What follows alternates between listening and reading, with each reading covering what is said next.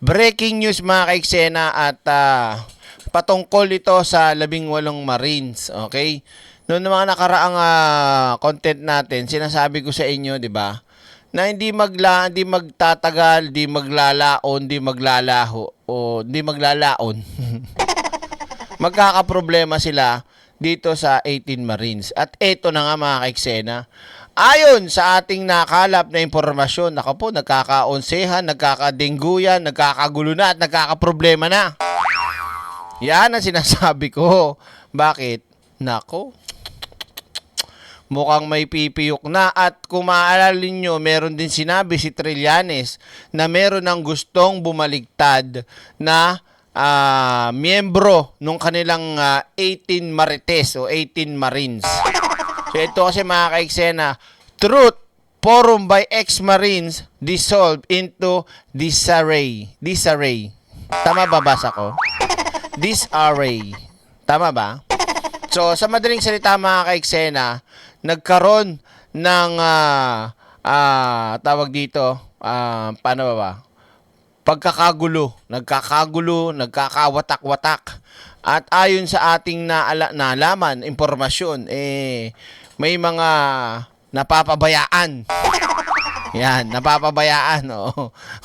At hindi na ibibigay ang dapat na ibibigay sa kanila.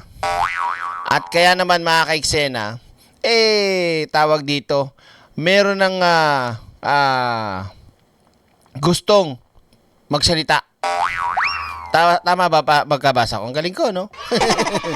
Oh, kaguluhan, ayan. So, babasahin ko sa inyo mga kaiksena. English to, pero mag-ready kayo ng tissue.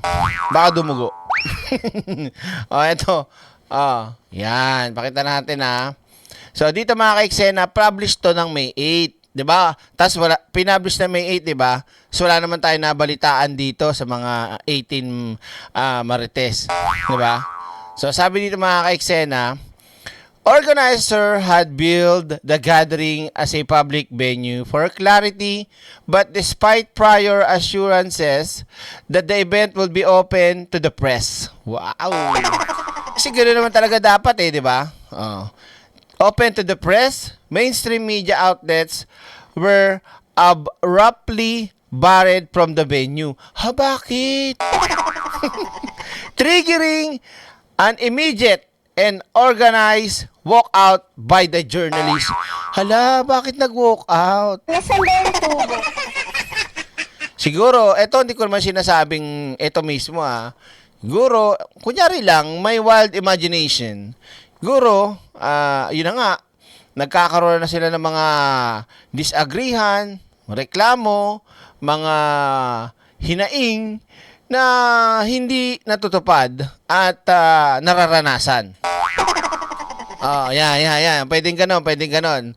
Okay? Siyempre, kung ikaw ba naman, mga kaiksena, ikaw yung kasama dyan. Tapos, tag dito, pamilya mo, wala ka naman trabaho kundi lumabas lang. Ha? Lumabas lang sa mainstream media, sa press con. Tapos, 'di ba, ano ipapakain mo? Halimbawa, pinangako ang kalimbawa ng 3 milyon bawat isa. Yan. Ang nabigay pa lang sa'yo 50K. 'Di ba? Direct pakiulit from the beginning ging. Ano daw? Nasaan ba yung tubo? From the beginning ging. Charot. Luminous Caliber, maraming salamat. Welcome sa ating live stream. Baba tayo. Yan. So, ito, ano naman na to? Itong part na to, alam na naman natin yan Pork barrel, pan scam, whistleblower, attorney Balingod. Sige, basahin na nga natin. Ayan. Pork barrel, pan scam, whistleblower, attorney Levy Baligod na inaiwan ni sino nga yun? Yung kanyang kliyente kasi nga pakailamero. 18 men who were said to be former workmates of Gutesa during his time sa Aldico. Asa na si Gutesa? 'Di ba meron din silang pinakitang audio ni Gutesa? Asa na? Pumatok ba? Kinagat ba? Bakit? Kasi gawa na naman, imbento na naman. So, ito na nga tayo. Dito na tayo. A forum intended to foray out the truth involving 18 alleged former Marines linked to the massive flood control controversy, also referred to as the Maleta Boys. Wow.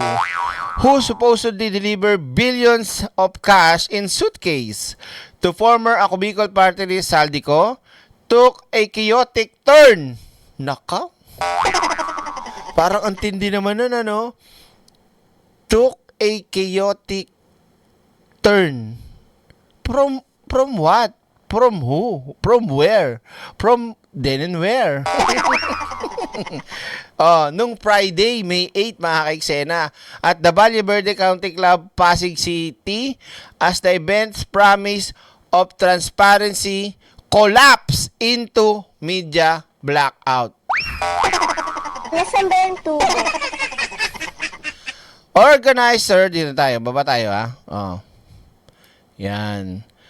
Organizer had to build the gathering as a public venue for clarity, but despite of prior assurances that the event would be open to the press, media outlets were abruptly barred from the venue, triggering an immediate and organized walkout by journalists. A Facebook post by the social media page General Talk and retired Air Force General Romeo Pokis said that the event was supposed to take place from 2 p.m. to 5 p.m., inviting the public to witness an expose by the former Marines related to the flood control. Yan. Dito The organizer have yet issued a statement why the event was suddenly held behind closed door. Eto na, mga kaiksena.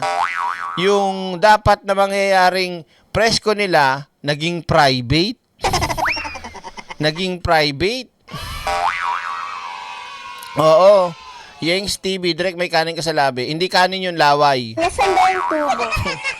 Ayan. Closed door na, mga kaiksena. At yun na nga po yung naririnig na umuugong na balita ay nagkakatalo-talo na, mga kaiksena. May nagreklamo, may naghihinaing. Kumbaga, pagka nangyaring tawag dito, hindi na ibigay yung gusto, ay talagang babaligtad na karamihan sa kanila. Tandaan niyo sinabi ni Antonio Trillanes, meron daw siya nakausap na isa, o hindi lang isa, dalawa, sa mga 18 Marines na gustong kumanta na kung ano daw yung totoo.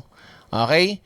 So, to recall, lawyer Levito Baligod presented 18 men in press conference in one city and introduced them as former workers of Orligotesa, retired Marine who suffered as a surfaced retired Marine who surfaced as a witness during Senate inquiry to alleged anomalies in flood control project in September 2025. Ito. Yan. Okay. The group claim affidavit deliver at chuchuchu, alam niyo na natin yan. Chuchuchu, ganyan. President, alam na natin yan. The money was supposed to be the Philippine. Pero ito ang dyan, mga kaiksena. Kinakapos na kaya ng budget? Ay, sakto. Sakto yung ni Edward Budget, Siyempre, nahuli pa yung KTV bar ni ni Defensor. Ano pang tutustos nun? 'Di ba? Nako, ang ganda nito, mga kaiksena. Pagka pinilit ni Marcoleta yung 18 Marines, nako. Tawag dito, mapapalabas talaga kaya nila lahat ng 18? Ano to? Direct, I sent you the organizer excuse on PM. Saan? Sa page? Wait lang ang pangalan mo doon? Anong pangalan mo? Anong pangalan mo sa page? Eto. Sino ba to? Wait lang United People's Initiative. Naku, naduduling ako. Ang liit. Ito. Sino ba yung nag-send? Anong pangalan doon? Ito, tingnan ko Wait lang Ah.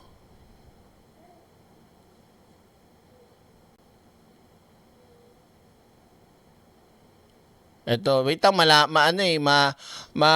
tawag dito, maliit eh. Sige, tingnan natin ha. Ito daw. Pero yun kasi nangyari mga ka-eksena dito sa article na kung saan, nako po, yun na nga, kakagulo. Sige, basahin natin to. United People's Initiative. Ito po mga ka-eksena. Titignan ko ngayon. Ayan o. Yan. Tingnan natin. Ano sabi? For immediate release, 9 of May, Metro Manila. The United People's Initiative o UPI organizer organizer of the No Hold Barred Forum with the 18 Marines, may brave pa talaga.